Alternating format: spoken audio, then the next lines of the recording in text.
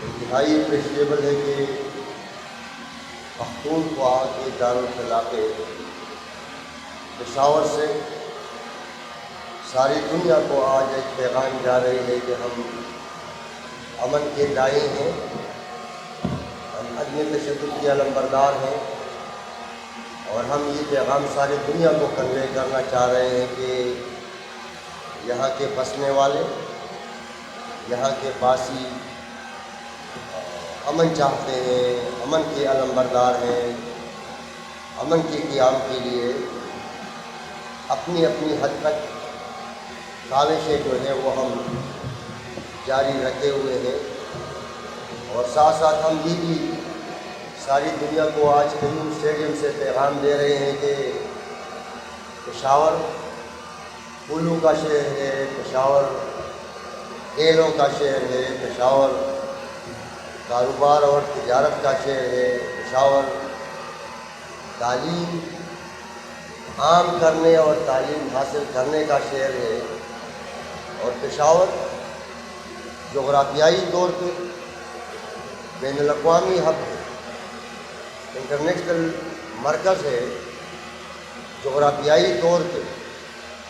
لیکن بدقسمتی یہ ہے کہ آج میں یہ جنریٹر کی آواز سن رہا ہوں تو بجلی ہماری اپنی پیداوار ہے، لیکن اپنی پیداوار سے میں یہ نہیں کہوں گا کہ ہم محروم ہیں، بلکہ ہمیں ارادتاً محروم رکھا جا رہا ہے۔ اور پھر قیوم اسٹیڈیم جیسے ہمارے پختونخوا کے کھیل کود اور اسپورٹس ایکٹیویٹیز کا ایک بہت بڑا جامع مرکز ہے، یہاں پہ ہر قسم کے اسپورٹس ایکٹیویٹیز منعقد ہوتی ہے، لیکن قیوم اسٹیڈیم کا یہی حال ہے کہ یہاں پہ ہماری اپنی بجلی جو ہے وہ ہمیں میسر نہیں ہے، اور ایک طرف ہم سب کو جنریٹر کی آواز کتنے ڈسٹرب کر رہے ہیں۔ دیکھیں، ہم سارے مہذب انسان ہیں، اللہ تعالیٰ نے مجھ سے پہلے حاجی صاحب نے بڑی اچھی تقریر بھی کی ہے، اور مذہبی حوالے سے انہوں نے ریفرنسز بھی دیے۔ دیکھیں، ہم یہ کہہ سکتے ہیں کہ ہماری بدقسمتی ہے کہ ہمیں زندگی کی تمام ضروریات جو اللہ تعالیٰ نے ہمیں عطا کیے ہیں، ہمیں محروم رکھا جا رہا ہے۔ دوسری طرف ہم یہ دیکھ رہے ہیں کہ ہم سنجیدگی کا اگر مظاہرہ کریں اور جو ہماری ضروریات ہیں جو یہاں پہ ناپید ہے، اللہ تعالیٰ نے ہمیں نوازا ہے، لیکن ناانصافی کے تقاضوں نے اور ناانصافی کے حکمرانی کی طریقۂ واردات نے ہمیں ان سے محروم رکھا ہے، تو ظاہر ہے اس کے اثرات پھر ہماری زندگی پہ براہ راست پڑ رہے ہیں، جو ہم دیکھ رہے ہیں۔ پشاور اور پھر پختونخوا اگر دیکھا جائے تو ہر طرح سے اگر ہم افرادی قوت کو دیکھیں تو اللہ تعالیٰ نے ہمیں نوازا ہے، اگر ہم قدرتی ذرائع کو دیکھیں تو اللہ تعالیٰ نے ہمیں نوازا ہے، اسی طرح ٹیلنٹ کو آپ دیکھیں، یعنی ہر ایک شعبے میں آپ دیکھیں، آپ سپورٹس میں دیکھیں، کرکٹ میں دیکھیں، فٹ بال میں دیکھیں، کبڈی میں دیکھیں، اسی طرح اسکواش میں دیکھیں۔ میں جس اسپورٹس کا نام لوں گا اسی شعبے میں اللہ تعالیٰ نے ہمیں ایک ٹیلنٹ جو ہے وہ عطا کی ہے، اور یہ ریاست کی ذمہ داری ہوتی ہے، یہ حکومتوں کی ذمہ داری رہتی ہے کہ وہ اس ٹیلنٹ کو انکریج کرے، حوصلہ افزائی کرے، پالش کریں، انکریج کریں، پروموٹ کریں۔ لیکن ہم یہ دیکھ رہے ہیں کہ ہم پھر وہ جو سرپرستی ان کو کہہ دیں گے، ریاستی سرپرستی یا حکومتی حوصلہ افزائی سے ہم محروم ہیں۔ ہم باہمت لوگ ہیں انشاءاللہ، اپنی ہمت جاری رکھیں گے انشاءاللہ سارے، اور سارے ان معمولات میں اور معاملات میں دلچسپی لیں گے۔ جس طرح ہم اپنی ذاتی کاروبار میں اور ذاتی معاملات میں جس طرح ہم دلچسپی لے رہے ہیں، اسی طرح ہم اجتماعی طور پہ اپنے پختونخوا کے، اپنے ملک کے، لیکن ظاہر ہے ہم اپنے صوبے کی بات اسی لیے کر رہے ہیں کہ یہاں پہ بہت زیادہ محرومیاں ہیں۔ ہر طرح سے اگر دیکھا جائے تو ہم محرومیوں نے ہمیں گھیر لیا ہے، باوجود اس کے کہ اللہ تعالیٰ نے ہمیں ہر چیز سے نوازا ہے، جس کا ذکر میں نے کیا ہے، اور یہ ہم بھی ڈیپینڈ کرتے ہیں۔ دیکھیں اللہ تعالیٰ قرآن شریف میں فرماتے ہیں کہ کوئی اس قوم کی میں حالت نہیں بدلتا جب تک وہ قوم اپنی حالت خود بدلنے کی کوشش نہیں کرتے۔ تو ہمیں یہ بھی ذہن میں رکھنا چاہیے کہ اللہ تعالیٰ نے قرآن مجید میں قوم کا ذکر کیا ہے، یعنی فرد کا ذکر نہیں کیا ہے، ایک قوم کا ذکر کیا ہے۔ لہذا ہم پختون ایک قوم ہیں، ہمیں قرآن کی تعلیمات پہ عمل پیرا ہونا ہے، اور ہم نے خود دلچسپی بھی لینی ہے، ہم نے سنجیدگی کا مظاہرہ بھی کرنا ہے، اور ہم نے مل بیٹھ کے اتفاق اور اتحاد کا جو رشتہ ہے اس کو قائم بھی کرنا ہے، اور اس کو مضبوط بھی بنانا ہے، اور انشاءاللہ ہم نے آگے بڑھنا ہے۔ ہم وہ لوگ ہیں جو دنیا کے بہت ہی زیادہ ترقی یافتہ اقوام جس کو کہتے ہیں، ہم ایک ترقی یافتہ قوم ہیں، ہمیں آگے بڑھنا ہے، اور ہمیں ہمت کرنی ہے، اور ہم نے دلچسپی لینی ہے۔ دیکھیں ہم یہ دیکھ رہے ہیں کہ نوجوان جو ہمارے ہیں ابھی ماشاءاللہ اٹھ کھڑے ہو گئے ہیں، باشعور ہو گئے ہیں، اجتماعی شعور جو ہے وہ بیدار ہو گئی ہے، اور ظاہر انسانی مسائل اجتماعی دانش سے حل ہوتے ہیں، جس کو ہم مشاورت کہتے ہیں، پشتو میں جس کو ہم جرگہ کہتے ہیں، اور اگر مذہب کی زبان میں ہم بات کریں تو یہ سنت محمدی ہے۔ یہ مشاورت جو ہے، یہ جو اجتماعی دانش جو ہے، یہ ایک تو سنتی محمدی ہے، اور ہم نے سنتی محمدی پہ عمل پیرا ہونا ہے۔ ہم نگران حکومت سے بھی یہ مطالبہ ضرور کریں گے۔ ہمارا صوبہ پچھلے 9.5 سال میں اقتصادی طور پہ بڑے پسماندگی میں دھکیل دیا گیا ہے۔ اگر ہم دیکھیں یہاں پہ اقتصادی حالت جو ہے وہ زمین بوس ہو گئی ہے، یہاں پہ روزگار ختم ہو گئے ہیں، تجارتی سرگرمیاں وہ انتہائی جمود کا شکار ہو گئے ہیں۔ ہمارے ہر شعبے کو بدترین اقتصادی حالت نے بری طرح متاثر کیا ہے۔ ہم پشاور کو آپ دیکھیں، یعنی پشاور میں کاروباریں ٹھپ ہو کر رہ گئی ہیں، یہاں بازاریں ویران نظر آ رہی ہیں، یہاں خوف و ہراس کی ایک کیفیت ہے۔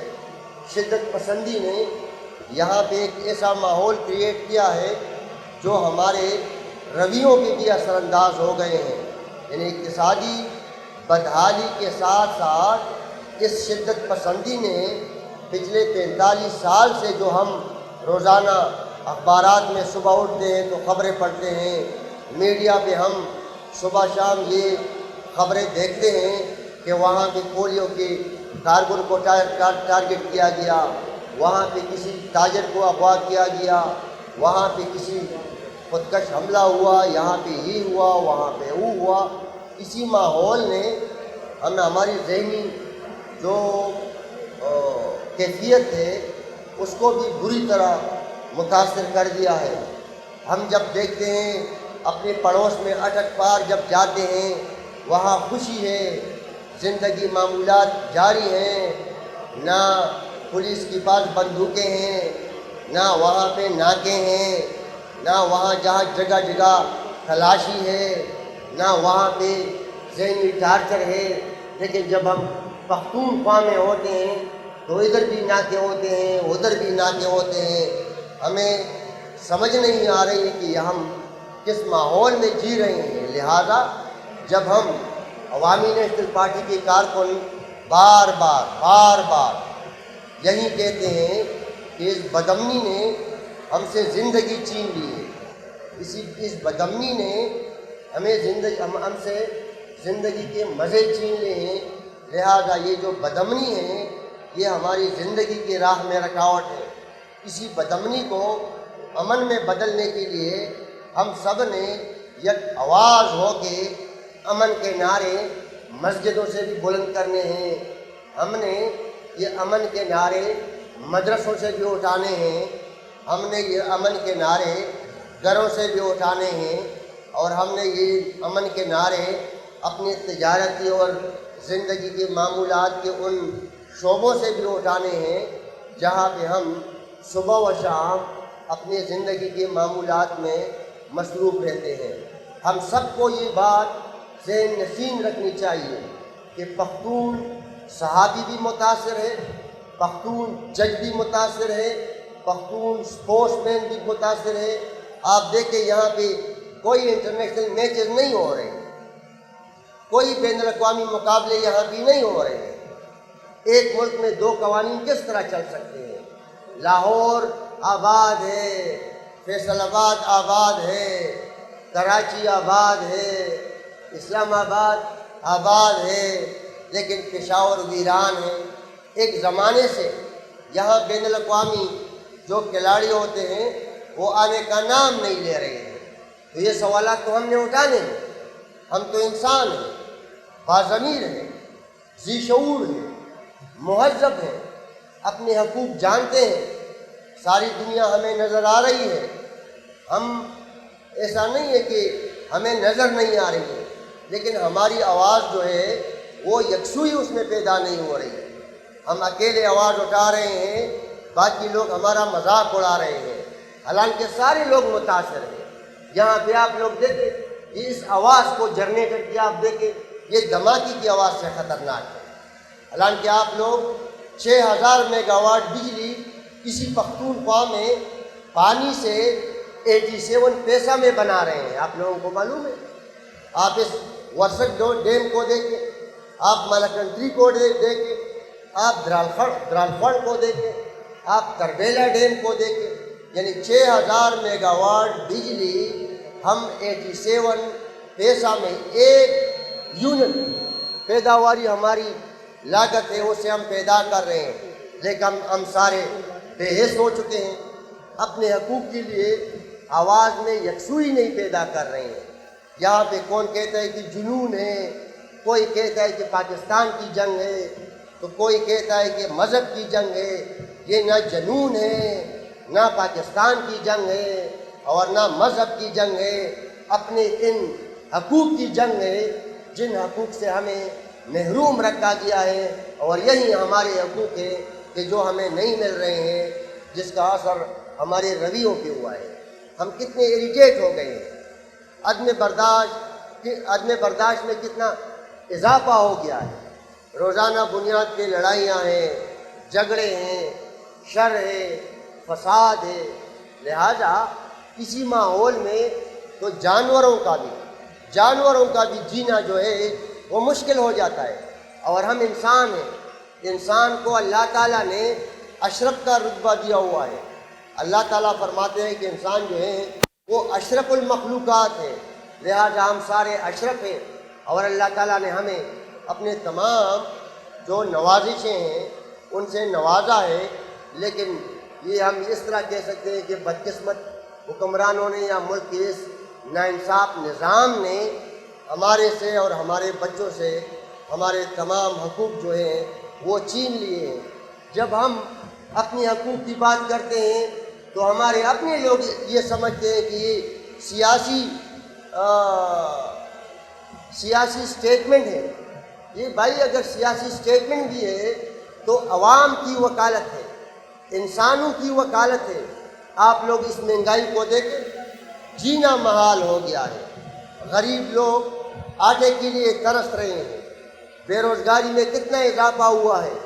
غربت کی لکیر آپ دیکھیں کہ ہماری میجارٹی پاپولیشن جو ہے وہ غربت کی لکیر سے نیچے ہم گر گئے ہیں، یعنی ہمارے نوجوان جو ہیں وہ لاکھوں کی تعداد میں اپنے خاندانوں کی کفالت کے لیے در در کی ٹھوکریں کھا رہے ہیں۔ یہاں پہ منشیات کتنے عام ہو گئے ہیں، یہاں پہ روز بروز جرائم میں کتنا اضافہ ہوتا جا رہا ہے۔ یہ ساری وجوہات جو ہیں، یا یہ سارے جرائم جو ہیں، یا جو سارے مصائب جو ہیں، یہ اس غربت کی وجہ سے، اور یہ غربت جو ہے یہ مصنوعی ہے، یہ حقیقی نہیں ہے۔ لہٰذا ہم نے اس مصنوعی غربت کو سب نے مل کے یک آواز ہونا ہے۔ خواہ اگر کوئی کسی بھی وابستگی، سیاسی وابستگی سے تعلق رکھتا ہو، irrespective آف پولیٹیکل ایفیلیشن، خواہ ہمارا تعلق کسی بھی شعبے سے ہو، لیکن ہم نے اپنی اسی دھرتی کی، پختونخوا کی، اپنی حقوق کی ترجمانی کرنی ہے، اور ہم سب نے آگے بڑھنا ہے۔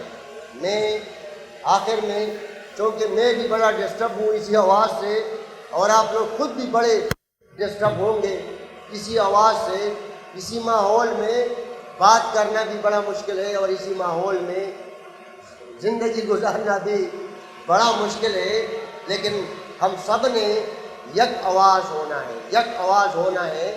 ہم نے بغیر سوچے سمجھے کسی کے پیچھے نہیں جانا ہے۔